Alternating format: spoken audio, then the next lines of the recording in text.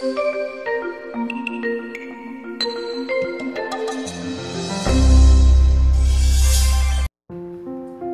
one, put God first. Put God first in everything you do. Everything that you think you see in me, everything that I've accomplished, everything that you think I have, and I have a few things, everything that I have is by the grace of God. Understand that. It's a gift.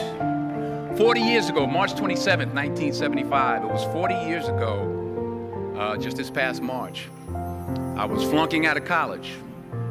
I had a 1.7 grade point average. I hope none of you can relate. I had a 1.7 grade point average. I was sitting in my mother's beauty shop. They still call it beauty shop now? What they call it now? Yeah, I was sitting in the beauty parlor. I was sitting in my mother's beauty parlor, and I'm looking in the mirror, and I see behind me this woman under the dryer. And every time she looked up, every time I looked up, she was looking at me. She was looking me in the eye. And I didn't know who she was, and I said, she said, somebody give me a pen, give me a pencil. I have a prophecy. March 27, 1975, she said, boy, you are going to travel the world and speak to millions of people. Now, mind you, I was flunked out of college. I'm thinking about joining the army. I didn't know what I was going to do, and she's telling me I'm going to travel the world and speak to millions of people. Well, I have traveled the world, and I have spoke to millions of people. But that's not the most important thing, the success that I had. The most important thing is that what she taught me and what she told me that day has stayed with me since. I've been protected. I've been directed. I've been corrected.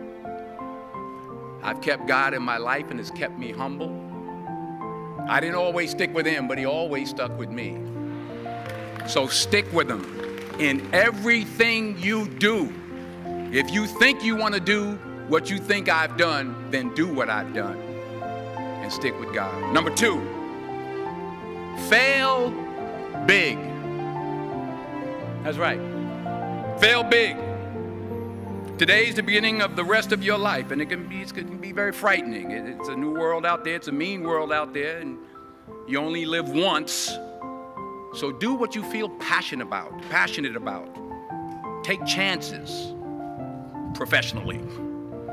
Don't be afraid to fail. There's an old IQ test, was 9 dots, and you had to draw 5 lines with a pencil within these 9 dots without lifting the pencil. The only way to do it was to go outside the box.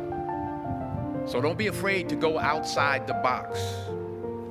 Don't be afraid to think outside the box. Don't be afraid to fail big, to dream big. But remember, dreams without goals are just dreams, and they ultimately fuel disappointment. So have dreams, but have goals. Life goals, yearly goals, monthly goals, daily goals. I try to give myself a goal every day. Sometimes it's just to not curse somebody out. Simple goals, but have goals.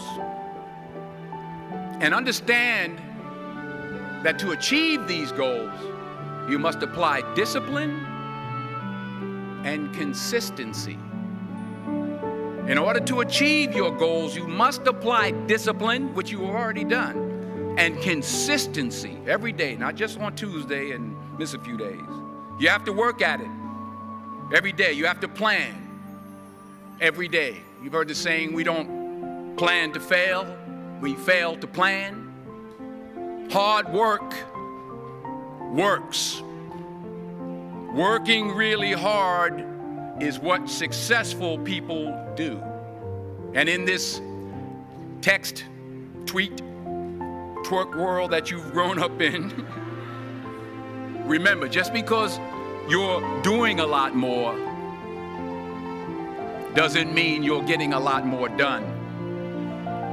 Remember that. Just because you're doing a lot more doesn't mean you're getting a lot more done. Don't confuse movement with progress. My mother told me, she said, yeah, because you can run in place all the time and never get anywhere. So continue to strive, continue to have goals, continue to progress. Number 3, you'll never see a U-Haul behind a hearse. I'll say it again. You'll never see a U-Haul behind a hearse. I don't care how much money you make, you can't take it with you. The Egyptians tried it. They got robbed. That's all they got. You can't take it with you. And it's not how much you have.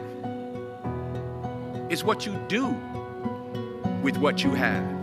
We all have different talents. Some of you will be doctors, some lawyers, some scientists, some educators, some nurses, some teachers. Yeah, okay. Some preachers. The most selfish thing you can do in this world